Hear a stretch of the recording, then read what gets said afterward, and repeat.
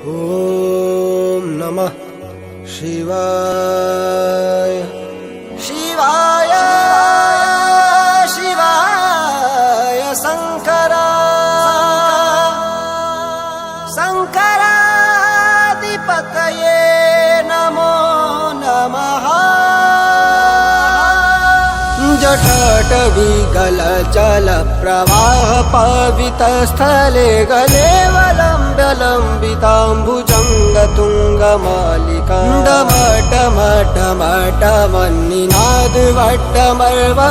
चकार चण्डताण्डवं तनोतु नः शिव शिवम्।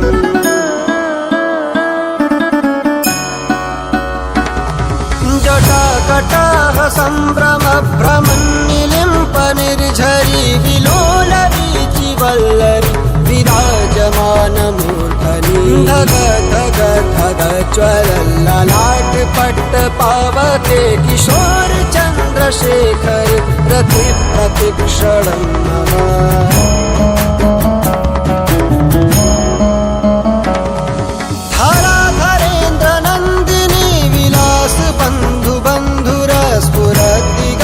संतति प्रमोदमान मानसे कृपाकटाक्षधूरिणी निरुद्ध दुर्धरापदि क्वचित् दिगम्बरे मनो विनोद मे तु वस्तुनि।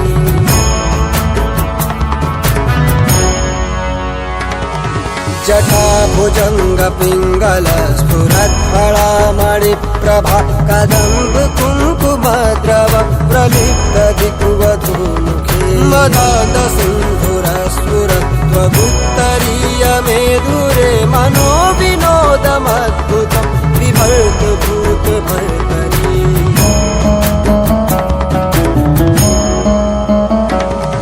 सहस्रलोचन प्रभृत्य शेषलेख शेखर प्रसून धूलि धोरिणि विधूसराङ्घ्रिपीठ भुजङ्ग राजमालया निबद्ध जाट जूटक श्रियै चिराय जायतं चकोर बन्धुशेखर।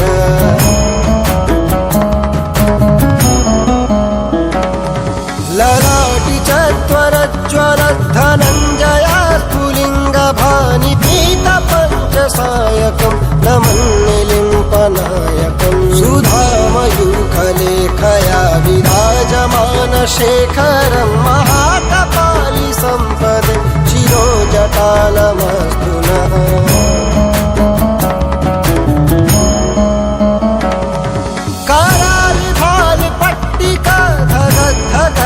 धगज्वलत् धनञ्जयाहुतिकृत प्रचण्ड पञ्चसायके हरेन्द्र नन्दिनी कुचाग्र चित्रपत्रक प्रकल्पनाथ शिल्पिनी त्रिलोचने रतिर्मम।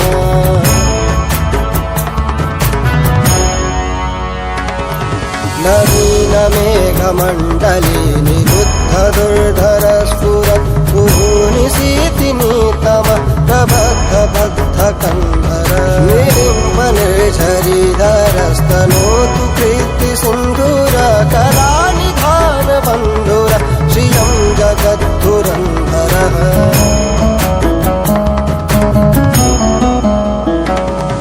प्रफुल्ल नील पंकज प्रपंच कालिम प्रभावलम्बि कंठ कंदलि रुचि प्रबद्ध कंधरं स्मरच्छिदं पुरच्छिदं भवच्छिदं मगच्छिदं गगच्छिदातकच्छिदं तमन्तकच्छिदं भजे।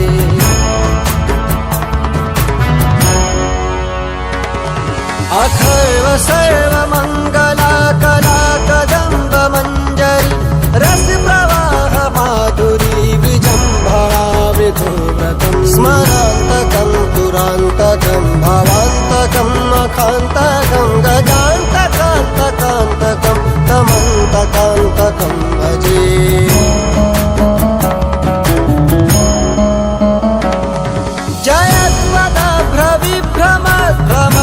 भ्रमद्भुजङ्गमस्वस विनिर्गमक्रमस्फुरत् करालभालहव्यवान् धिमिध्वनं मृदङ्गतुङ्गमङ्गल ध्वनिक्रम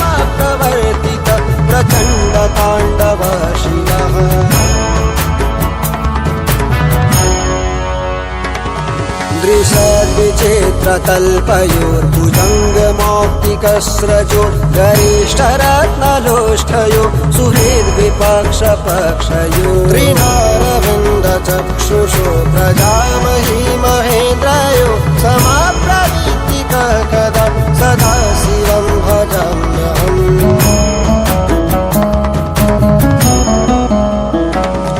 कदा निलिम्पनिर्झरे निकुञ्जकोटरे वसन् विमुक्तिदुर्मते सदा शिरस्तमञ्जलिं वहन् विलोललोललोचनो ललामभाललनकशिरेति मन्त्रमुच्चरन् कदा सुखी भवाम्यहम्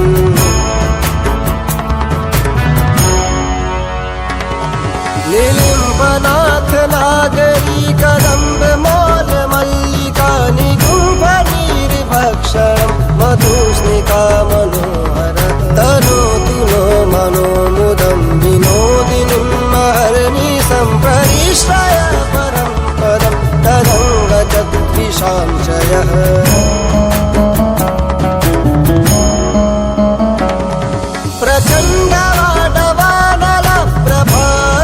प्रचारिणी महाष्टसिद्धिकामिनी जनावभूतजल्पना विमुक्तिवामलोचनो विवाहकालिकध्वनि शिवेति मन्त्रभूषगो जगज्जयाय जायका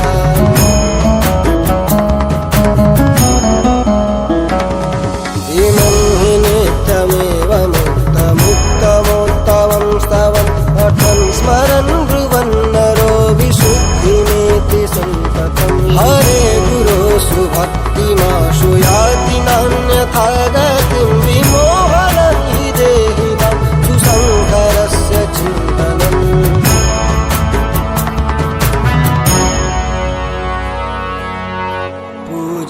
पूजावसानसमये दशवक्त्रगीतम्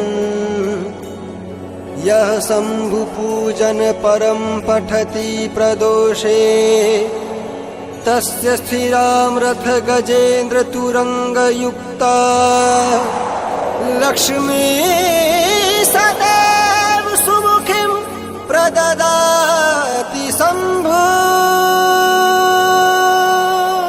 इति शिवताण्डवस्तोत्रम् सम्पूर्णम्।